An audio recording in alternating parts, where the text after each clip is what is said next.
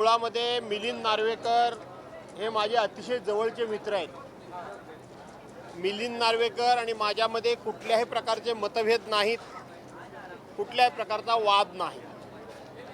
पहिली सुरुवात झाली ती थोडीशी त्यांच्या समज गैरसमजातून झाली।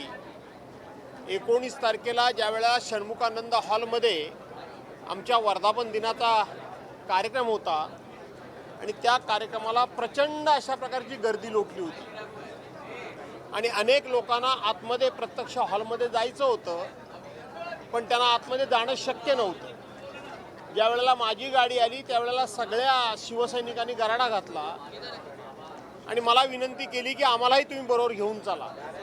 म्हणून मी गाडीतून खाली उतरलो आणि लोकांना समजावत थोडा मीडियाशी बोलत हळूहळू मी गेटच्या आतमध्ये गेलो आणि त्यावेळेला मुंबई आज तकला एक आमच्या त्या अनुजा धातकरस म्हणून आहेत, त्यांनी माझा बाईट सुरू केला होता।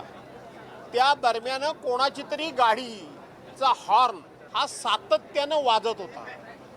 का वाजत होता तर समोर शिवसैनिक प्रचंड मोठ्या प्रमाणामध्ये गर्दी करून होते आणि त्यांना आतमध्ये यायचं होतं आणि म्हणून गाडी जाते असेल तर त्या गाडीतून आम्हालाही कोणीतरी घेऊन चला असा त्यांचा थोडासा हट्ट होता आणि म्हणून बराच वेळ हॉर्न वाजत होता।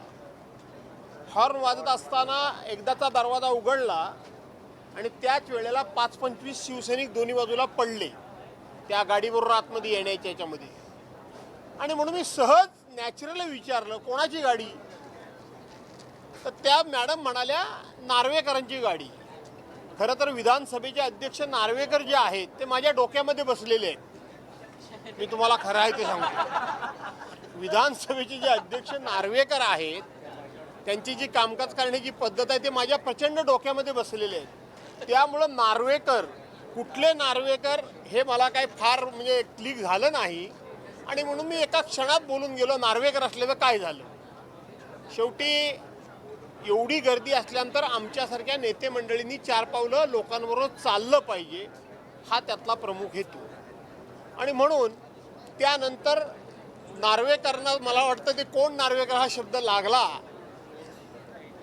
नार्वेकर ह्यांना मी कणखर समजतो, नार्वेकर ह्यांना मी खूप अशा पद्धतीचे सगळ्या पक्षातल्या लोकांशी खूप चांगले संबंध आहेत नार्वेकरांचे, हे जगजाहीर आहेत। त्यामुळं नार्वेकरांची गाडी समजून मी विधान केलेलं नाही, कारण ते माझे मित्र आहेत। आणि दुसरं त्यांनी काल जे ट्विट केलं त्या सगळ्या पक्षातल्या संबंधाचा उपयोग हा मला विरोधी पक्ष नेतेपद करून घेण्याकरता म्हणून ते मुख्यमंत्र्यांकडनं करून घेणार असतील तर मला त्याचा आनंद आहे, कारण त्यांनी म्हटलंय की मुख्यमंत्र्यांनी लवकरच करावं विरोधी पक्षनेता। आणि मला विरोधी पक्षनेता न केल्यामुळं काहीतरी कोणाला तरी त्रास होतोय। मला वाटतं माझे मित्र मिलिंद नार्वेकर यांनाच जास्त त्रास होतोय, कारण मला विरोधी पक्ष नेता करत नाही, त्यामुळं महाराष्ट्राची अडचण झाले हे सगळ्यात जास्त माझे मित्र मिलिंद नार्वेकर यांना जाणवतंय। याचा मला आनंद आहे। त्यामुळं आमचं दोघांचं भांडण काही नाही। आता माझ्या अपेक्षा वाढल्या आहेत की मिलिंद नार्वेकरांनी मनावर घेतल्यामुळं मुख्यमंत्र्यांकडून लवकरच माझी विरोधी पक्ष नेता म्हणून निवड होईल। माझ्या दृष्टीने तो आनंदाचा दिवस आहे। ओके, अध्यक्ष नार्वेकर हे शिवसेनेच्या मेळाव्याला काय येतील? कोण तुम्ही म्हणताय नार्वेकर शिवसेनेच्या मेळाव्याला? नाही, शिवसेनेच्या मेळाव्याला ते नार्वेकर काय येतील तसे मिलिंद नार्वेकरचे एकटे नार्वेकर आहेत का? अनेक नार्वेकर असू शकतात, पण माझ्या डोक्यामध्ये फक्त राहुल नार्वेकर बसलेले आहेत, हे मी पुन्हा सांगतो।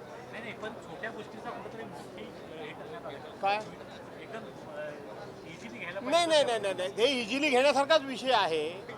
आम्ही मित्र आहोत, आता 2:30 वाजता बैठकीला भेटूच, आम्ही काय अडचण नाही आहे। पण ते एवढे नाजूक असतील, एवढे हळवे असतील हे मला माहीत नव्हतं।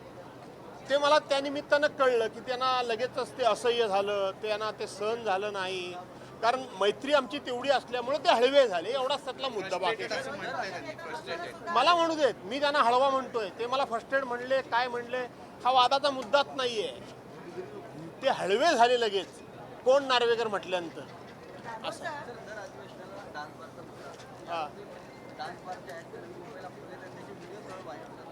असं आहे की मागच्या वेळेला डान्स बारचा विषय मी स्वतः काढला होता पनवेलमधल्या, तिथे डान्स बार बंद आहेत.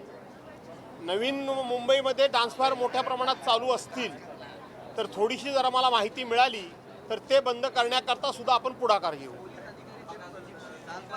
नाचतोय मग ते देवेंद्र फडणवीसांनी समजलं पाहिजे. गृहमंत्री म्हणून आपण असताना आपले पोलीस जर डान्स बारमध्ये नाचत असतील तर लोकांना तुम्ही कुठल्या तोंडाने सांगणार. याचा विचार देवेंद्र फडणवीसांनी करण्याची गरज आहे.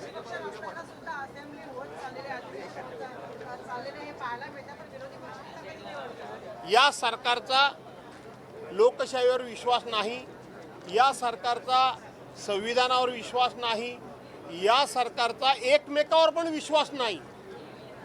त्यांचा एकमेकावर विश्वास नाही, ते घाबरतायत. जर विरोधी पक्ष आपण निवडला, पक्षनेता आपण निवडला तर कदाचित आपली एकमेकाची पापं ही विरोधी पक्ष नेत्याबरोबर गेली तर आपण पार नागवे होऊ, उघडे होऊ याची भीती यांना वाटते. धन्यवाद. आता काय नाही ना, मिलिंद नार्वेकर हा विषय संपला ना, चला.